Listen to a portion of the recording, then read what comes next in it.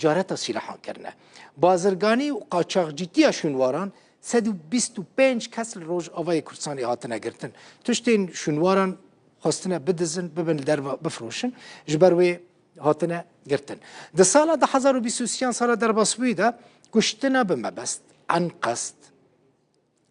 ده 193 کس هاتنه کشت گرتن جبرکو خلق عن قصد سلاح در خستنه کشتنه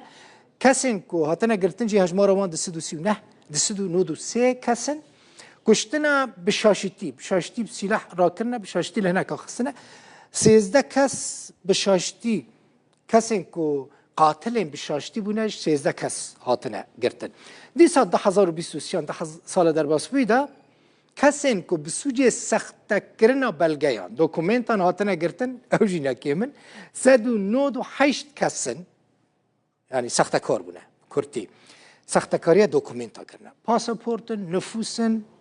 اخراج قیدن تشتین دنه لیکسین کو سخت کاریا پریان کرنه هجمان وانجی نکیمه 148 کسی جبر کو سخت کارین پرام بونه پره سخت کرنه هات نگرتن دی سال در باسبوی ده کسین کو بسوجه دزی هات نگرتن یعنی چند دز هات نگرتن بکرتی چند دز هات نگرتن بنیرن ده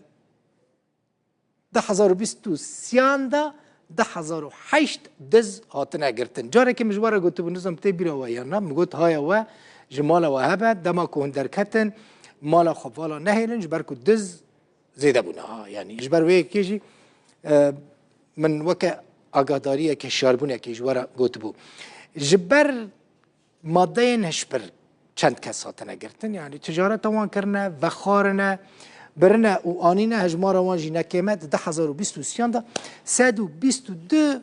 کسین که پیوندی وان به ماده نشبر یعنی مخدرات را هبویه لروج آوای کرسانه اول نافچین ریو بری خسر جو آلی آسایش و هاتنه گرتن